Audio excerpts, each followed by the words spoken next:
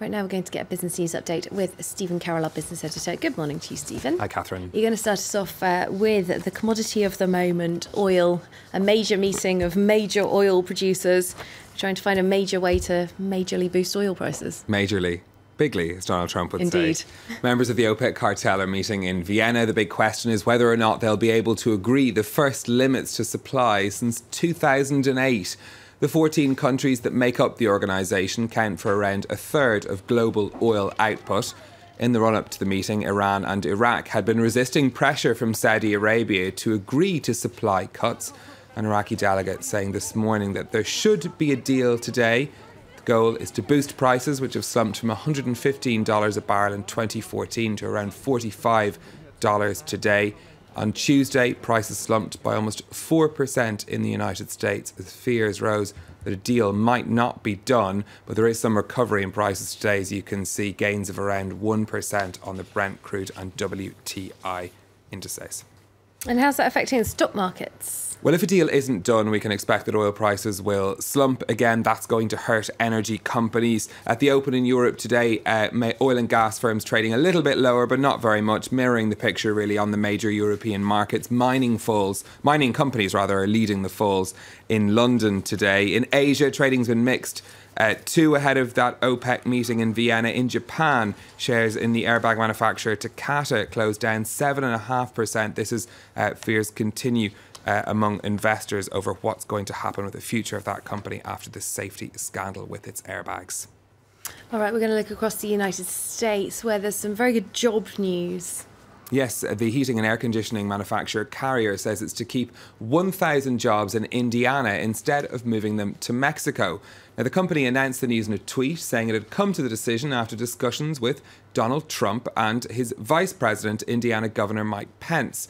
Keeping jobs at the furnace plant had been one of the promises Donald Trump had repeated most often during the election campaign. The president-elect has repeatedly threatened to punish American companies that move jobs abroad.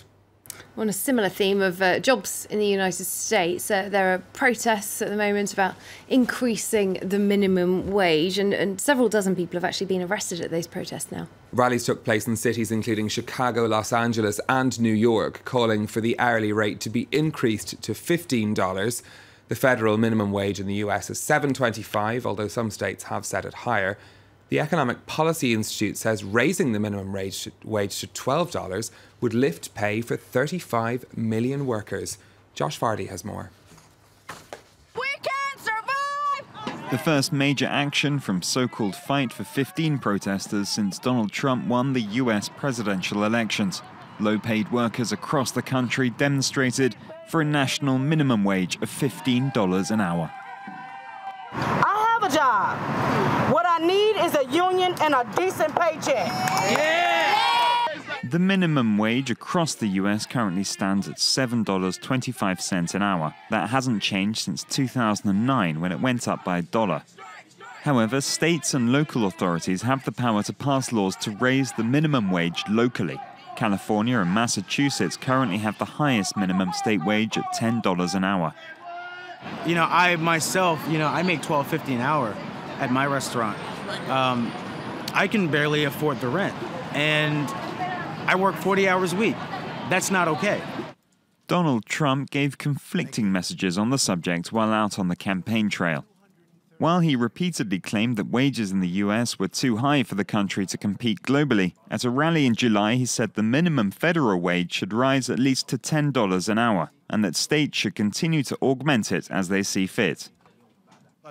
This stance appears to go against the traditional Republican platform in Congress. In April 2014, Republicans in the Senate voted down a proposal by President Obama to raise the minimum wage to $10.10. Royal Bank of Scotland has failed the UK's toughest ever bank stress tests. As a result, the mostly state-owned lender has been forced to announce plans to raise at least £2 billion worth of extra capital. Shares in RBS falling by 2.5% at the open. Barclays and Standard Chartered also failed to meet some requirements of the stress tests, but were judged to have sufficient plans in place already to deal with the issue. Right, just got time for one last story. And this one's kind of a little bit spooky in a way. If you use the music streaming service Spotify, prepare for it to get a little bit personal with its latest ad campaigns. The Billboard campaign uses data from what Spotify users have been listening to over the past year under the slogan, "Thanks 2016, it's been weird." The firm's been looking at how people have been dealing with some of the major events of the year, like dear 3,749 people who streamed "It's the End of the World as We Know It" on the day of the Brexit vote. Hang in there. And dear person who played "Sorry" 42 times on Valentine's Day. What did you do? Can you imagine if that was you when you saw that?